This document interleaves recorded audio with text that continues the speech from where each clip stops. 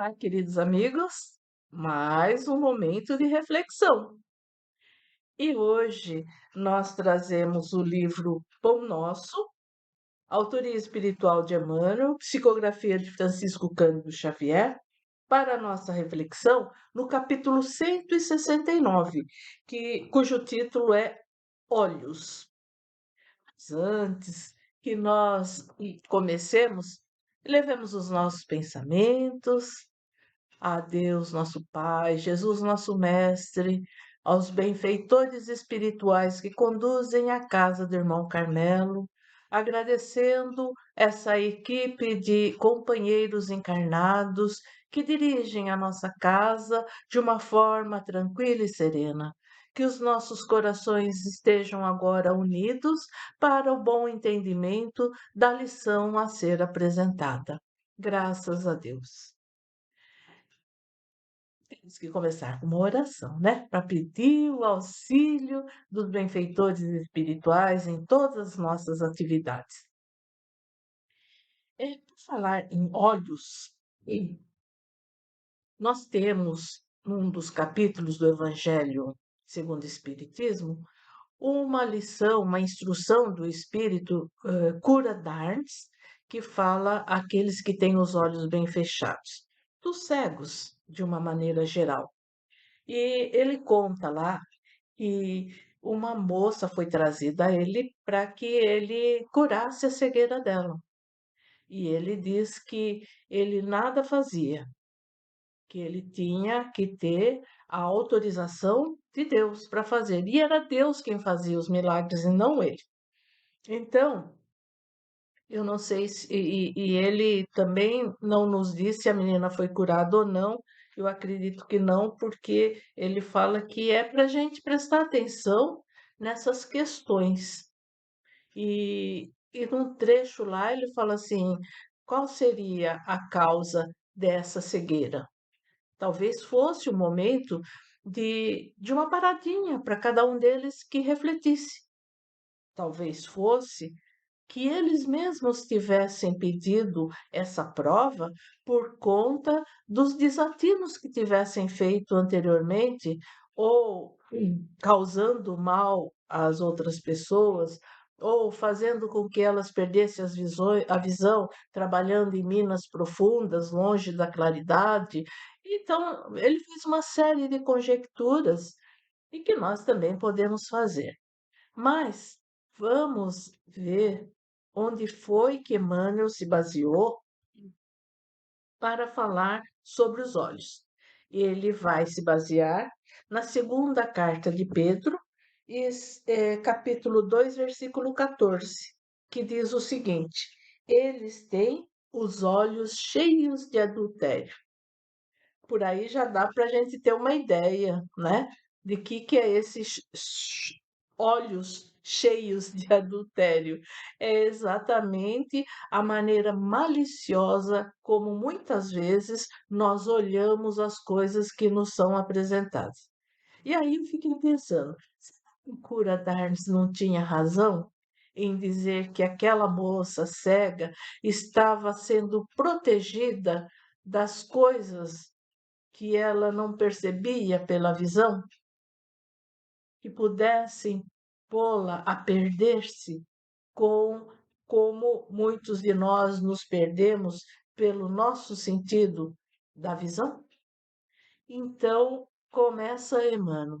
Olhos cheios de adultério constituem rebelde enfermidade em nossas lutas evolutivas. Vários homens se utilizam dos olhos por lâmpadas abençoadas e poucos os empregam como instrumentos vivos de trabalho santificante na vigília necessária. A maioria das criaturas trata de aproveitá-los à frente de quaisquer paisagem na identificação do que possuem de pior. E muitas vezes eu acho que é assim mesmo, né? Diante de qualquer situação, nós olhamos com um olhar de crítica. E é importante que a gente observe isso, né? E se nós podemos observar algumas coisas, a não ser que seja afeita a nossa gerência ou ingerência do local, se fizermos uma observação que vá ajudar, eu acho que é necessário. Mas se for uma crítica, apenas pelo, pelo, pelo poder de desvalorizar alguma coisa, desqualificar alguma coisa, não há interesse nisso, pois é essa crítica acerba que nos impede a caminhada evolutiva. É o que diz Emmanuel aqui, não é? Então vamos continuar mais um pouquinho para ver o que é que ele nos diz. A maioria das criaturas trata de aproveitá-los à frente de quaisquer paisagem na identificação do que possuem de pior.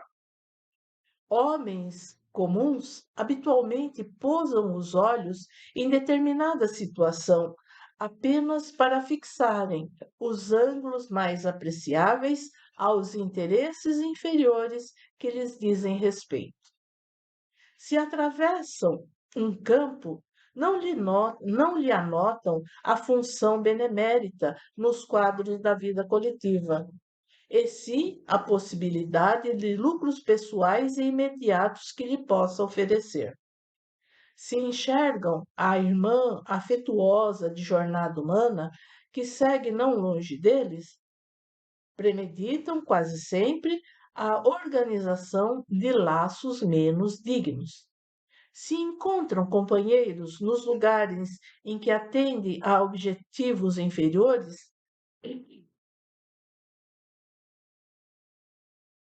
não, não os recolhem como possíveis portadores de ideias elevadas, porém como concorrentes aos seus propósitos menos felizes. Lá no comecinho desse texto é quando ele fala, né? Quando a gente olha alguma coisa, em vez de pensarmos assim, olha, nossa, que bom, né? Isso vai ser aproveitável para todos, né? Não, talvez a primeira coisa que vem é assim, o que que eu posso ganhar com isso? E muitas vezes a gente fala assim, né? O que eu vou ganhar com isso? Né? Eu vou ganhar com isso. Que eu vou ganhar com isso?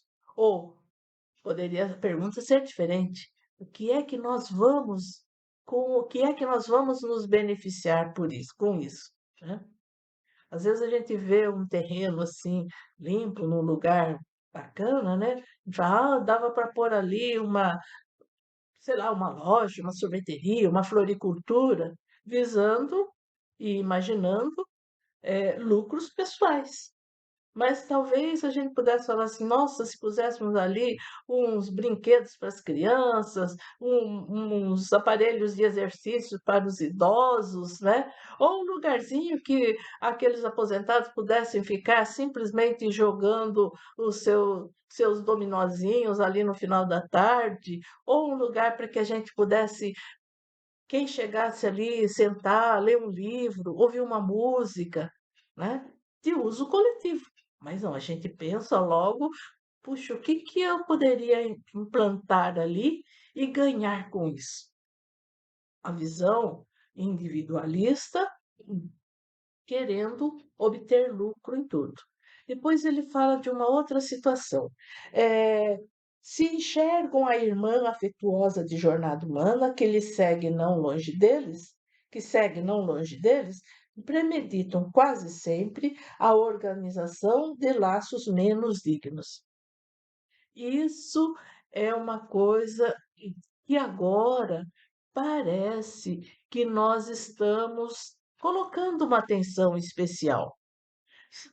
No fio-fio, que era aquele assobio que era dado quando se passava uma moça na rua, né? Que agora é tido como uma situação muito constrangedora, tanto para a moça que está passando, que já era, e agora também para as pessoas que fazem isso. Então, determinadas atitudes estão sendo já observadas com um outro olhar. mas não que nós tivéssemos abrandado, suavizado o nosso olhar, elevando de maneira moral. Não, nós estamos fazendo isso primeiro exatamente por causa da reprimenda.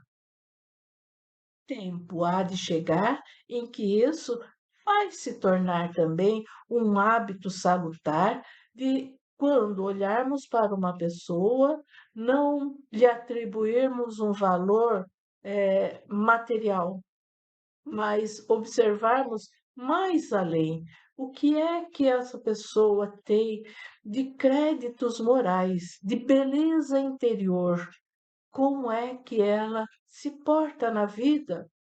E que nos dá condição de, distanciados, observarmos com um olhar mais amoroso a pessoa que faz parte da nossa jornada evolutiva neste momento. Se estamos juntos no caminho, é justamente para aprendermos uns com os outros.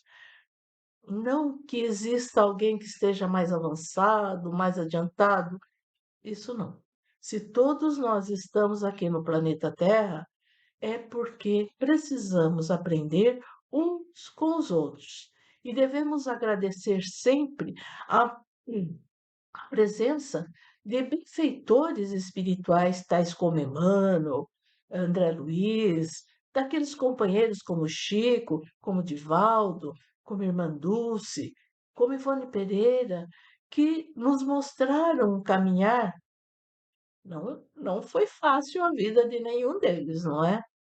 Mas que, no entanto, não desistiram do seu propósito, continuaram firmes na sua jornada, trazendo um caminho de luz para que nós pudéssemos nos espelhar até que possamos seguir os passos do Mestre.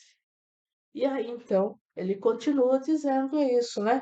E se encontramos companheiros que estão nos lugares em que atendem os objetivos inferiores, não os reconhecem como possíveis portadores de ideias elevadas, porém como concorrentes em seus próprios propósitos menos inferiores. E eu penso que nessa época, nessa hora que ele escreveu,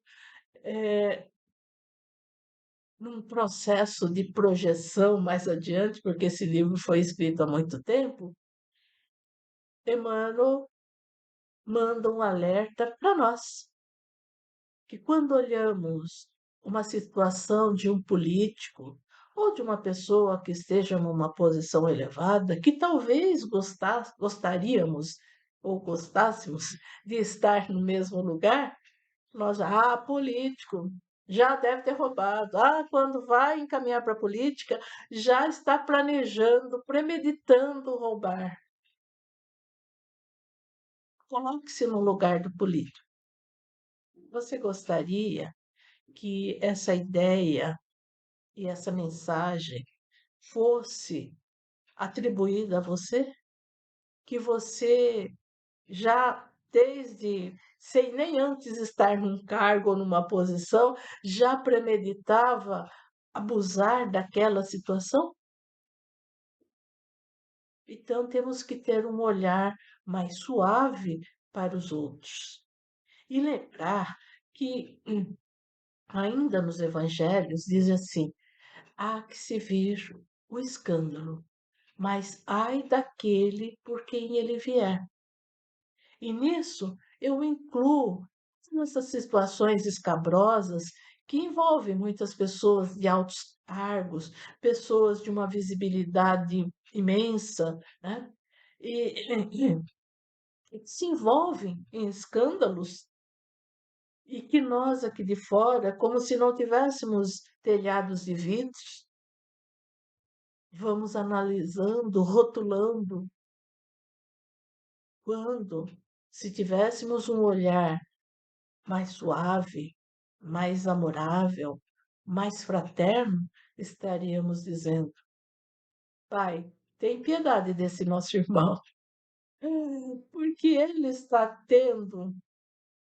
passando por essa situação para me mostrar que não é um bom caminho, que é um caminho muito perigoso, e que insufla muitos pensamentos que talvez venha desvirtuar outros que venham depois deles.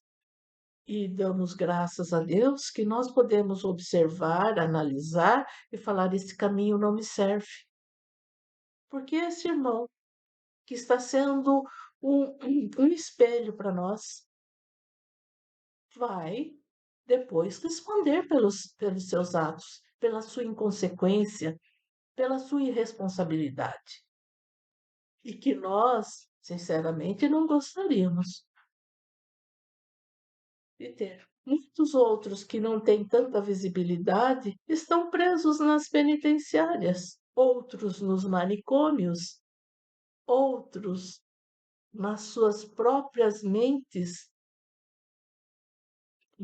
encarcerados, presos, sofrendo por não ter, por não poder mudar essa visão da vida. Muitos ainda com essa visão pessimista sofrem. E nós que começamos a abrir um pouquinho os nossos olhos, devemos mudar nossa atitude. A, a doutrina espírita nos explica que nos momentos mais difíceis, onde percebamos que nada podemos fazer, usamos uma oração em benefício do outro, mas como a oração está partindo do nosso coração, da nossa mente, da nossa boca, essa energia primeiro nos restaura. Então, a oração é um remédio fantástico. Serve tanto ao outro quanto a nós mesmos. Tenhamos como uma medida a ser utilizada sempre que necessário. Mas vejamos o que Emmanuel nos diz a seguir. Ouçamos o brado de alarme de Simão Pedro, esquecendo o hábito de analisar com o mal. Então, vamos ter um olhar mais suave, mais amoroso diante das situações. Nós temos visto muitos catástrofes ultimamente e falamos: olha, e olha lá, e olha a Venezuela, e olha a Colômbia, e olha a Indonésia, e olha tudo nesse pequeno período de tempo, um pouquinho antes que eu fizesse essa gravação. Tudo tem uma razão. O pai deixa que nada aconteça. Aliás, dizem que ele não deixa que caia um fio de cabelo se não tiver uma razão para isso. Uma folha de uma árvore se não tiver uma razão para isso.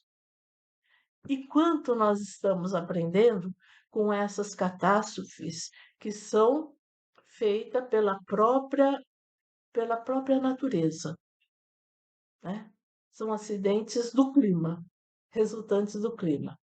Diferentemente, aquelas que são feitas pelas bombas, pelos artefatos lançados pelos drones e que destroem enormes civilizações e pessoas. Mais do que os prédios, a destruição das pessoas. Então, nós temos muito o que analisar e, em todas as situações, o próprio apóstolo Paulo já dizia: em tudo dai graças. Pai, é a sua vontade sendo feita no retorno desses nossos irmãos à pátria espiritual. Que eles sejam bem acolhidos, bem recebidos no seio de nosso Pai. Não precisa fazer uma prece longa, só isso.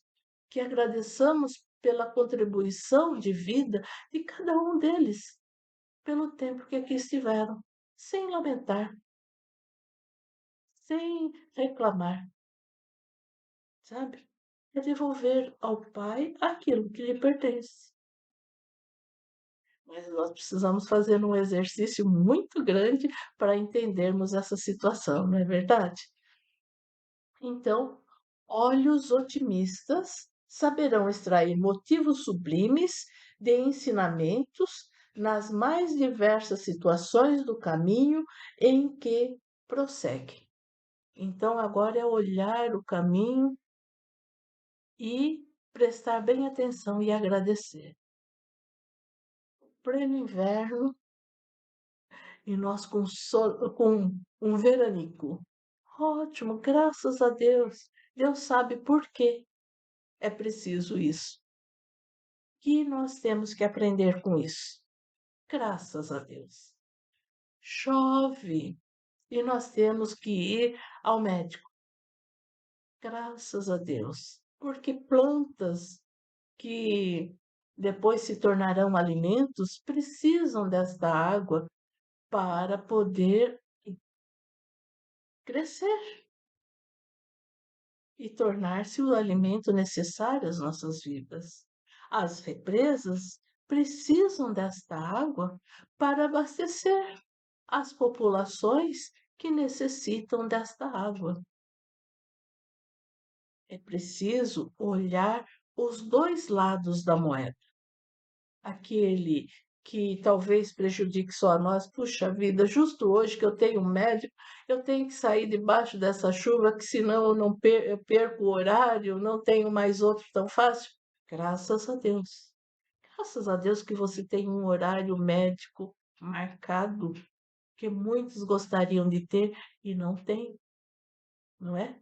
Então, enfrente a chuva, crie coragem e olhe com um olhar otimista as situações, por mais adversa que ela possa lhe parecer. E ele continua, Emmanuel. Ninguém invoque a necessidade de vigilância para justificar as manifestações da malícia. O homem cristianizado e prudente sabe contemplar os problemas de si mesmo, contudo, nunca enxerga o mal onde o mal ainda não existe. Então, muitas vezes as pessoas falam, fazem uma brincadeira e falam assim: ah, mas a malícia foi você que criou. E realmente somos nós que criamos essa malícia, esse olhar malicioso, não é?